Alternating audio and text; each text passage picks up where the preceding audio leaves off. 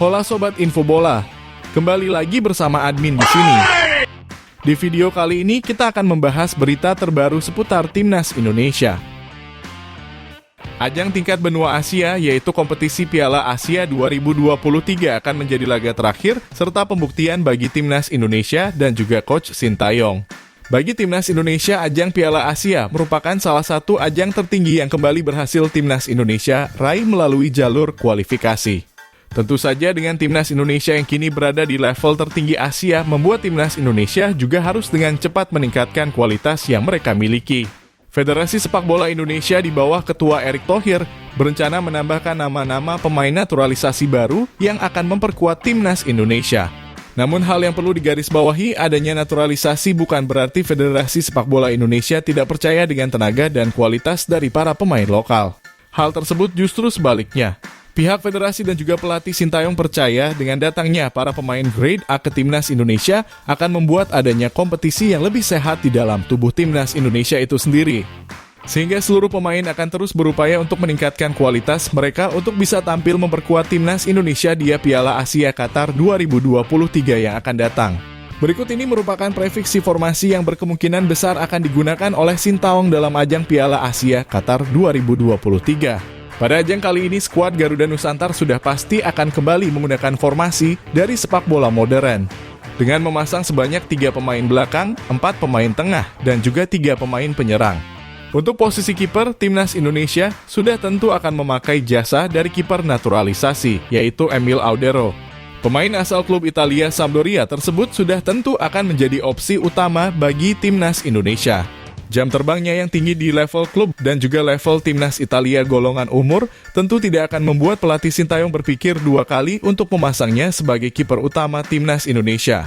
Akan tetapi tentu saja Hernando, Ari dan juga Syahrul Trisna tetap akan mendapatkan jam terbang untuk bisa mencicipi kompetisi level Asia tersebut.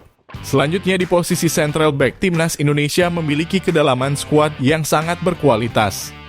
Namun untuk pilihan utama Coach Sintayong pada posisi ini, nama-nama seperti Jordi Amat, Elkan Bagot, dan juga Jay Ince sudah pasti akan menjadi nama pertama yang akan mengisi posisi tersebut.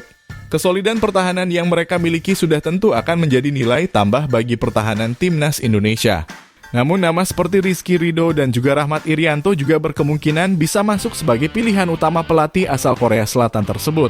Apalagi nama Rizky Ridho pada pagelaran melawan Timnas Argentina yang lalu sempat menjadi pembicaraan karena pertahanannya yang sangat baik. Pratama Arhan. Untuk posisi gelandang sayap sebelah kiri, nama Pratama Arhan sudah tentu akan menjadi nama pemain yang akan dimasukkan ke dalam pertandingan sejak menit awal.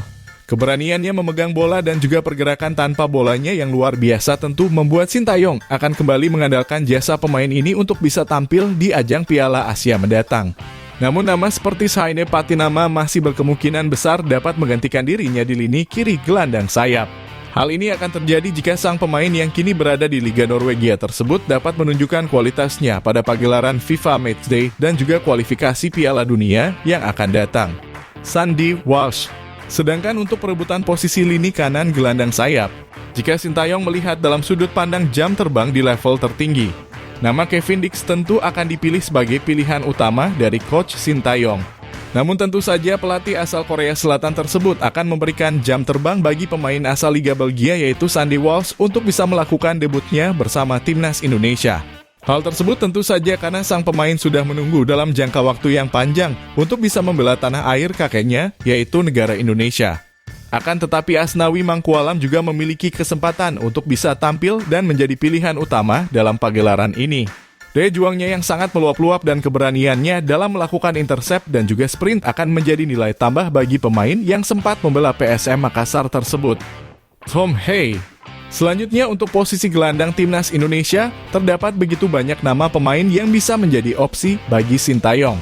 Namun nama pemain naturalisasi asal tim kasta tertinggi Liga Belanda, yaitu Tom Hay berkemungkinan dapat menjadi nama utama untuk posisi gelandang.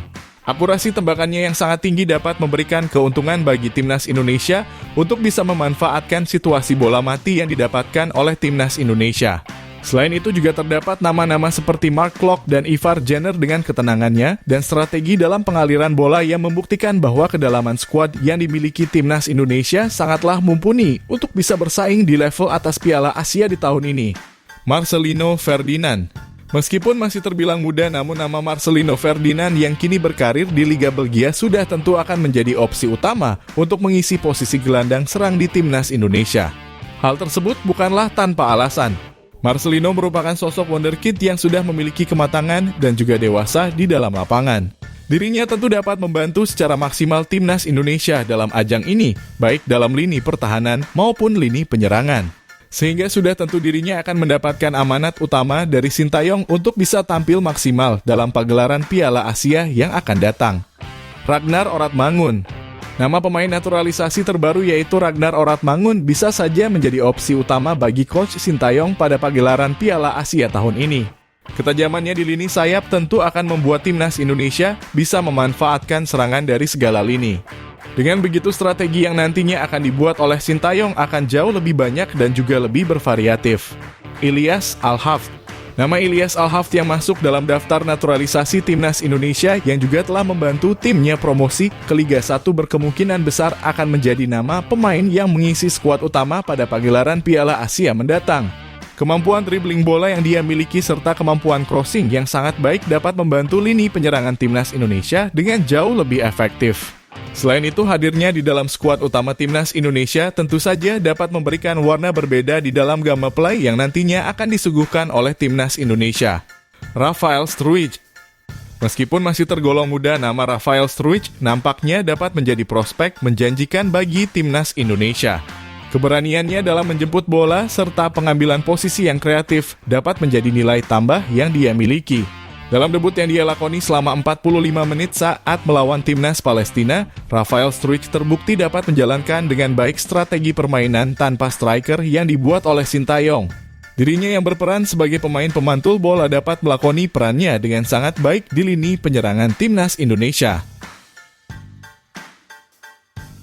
Itulah tadi merupakan perkiraan formasi dari timnas Indonesia senior dalam pagelaran Piala Asia Qatar 2023 yang akan datang.